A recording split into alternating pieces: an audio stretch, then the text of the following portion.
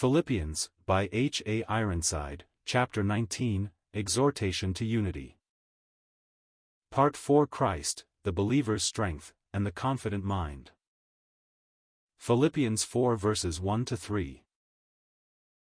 Therefore, my brethren dearly beloved and longed for, my joy and crown, so stand fast in the Lord, my dearly beloved.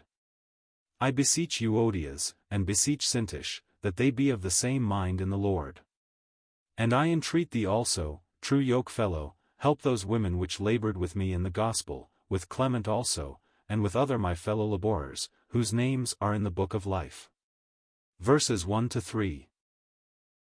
The long parenthesis of the 3rd chapter concluded, the apostle again exhorts to steadfastness and unity. It is very evident that there was incipient division of some nature working in the Philippian assembly. It was in order to meet this, as we have already noticed, that the letter was written, but Paul did not immediately put his finger upon the difficulty. Through the 3 previous chapters he has been ministering that which should prepare the hearts of the offenders for a final word of exhortation. In this section, he calls them by name, and pleads with them not to let self-interest hinder the work of the Lord. With expressions of deepest affection, he addresses the assembly as a whole. They are his brethren, dearly beloved, for whom he yearns, and who will be, at the judgment seat of Christ, his joy and crown. It will be noticed that this expression is analogous to that of 1 Thessalonians 2 verses 19-20. There, addressing the saints who had been won to Christ through his ministry, he could say, "For what is our hope, or joy, or crown of rejoicing? Are not even ye in the presence of our Lord Jesus Christ at his coming? For ye are our glory and joy." When, as a servant, he stands at the judgment seat of Christ, that which will fill his heart with gladness will be the sight of those for whose eternal blessing he had been used while laboring in this scene.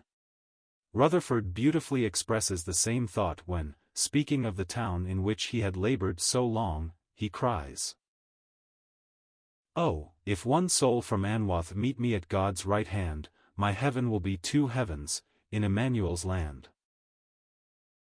Then, he that soweth and he that reapeth, will, rejoice together, as each servant shall come bringing in his sheaves, and, looking up into the face of the Lord, will be able to say, Behold I and the children which God hath given me." The crown of rejoicing is the soul winner's garland, composed of those he has won for Christ.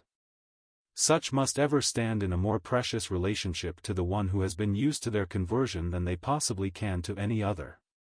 They are his children in the faith, his sons and daughters in Christ Jesus. Their happy progress in the things of God gladdens his heart, and is, in itself, rich reward for his service in their behalf. While, on the other hand, their failure or breakdown by the way, as evidenced by loss of interest in divine things, dissension, worldly ways again taken up, must rend his heart with grief, and also fill him with a certain sense of shame.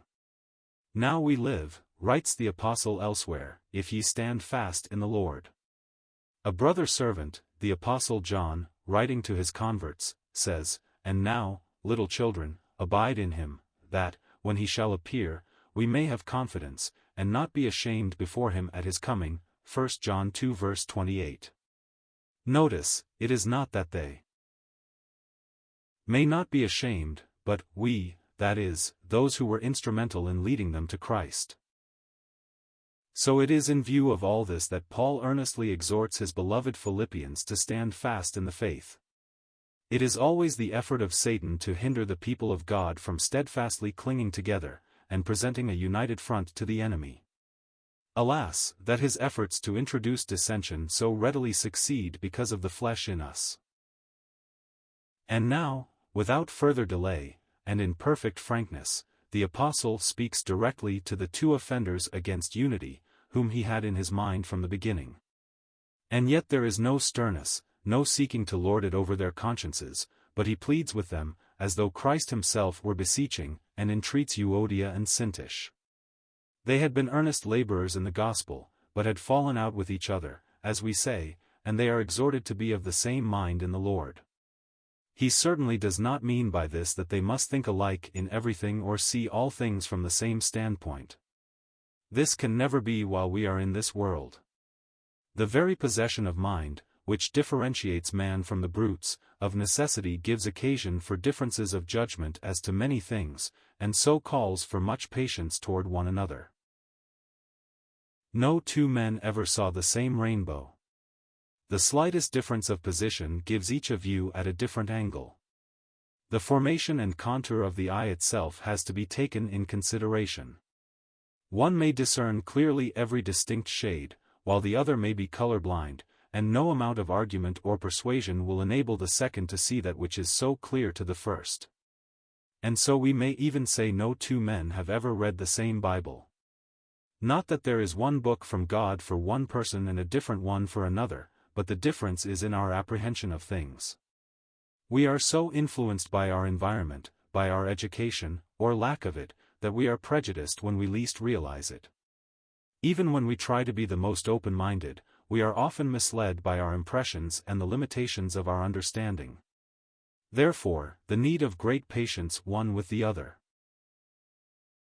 But if what we have been saying is true, how then can we be of one mind?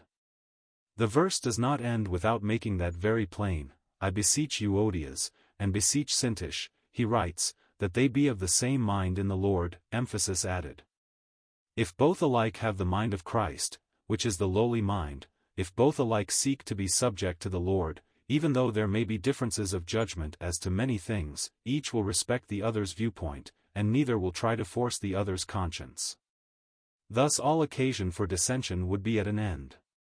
Alas, that we so little realize this and are often so insistent on what seems to us exceedingly important truth, when nothing vital is at stake, while a brother or sister equally honest and earnest may fail to see things as we see them.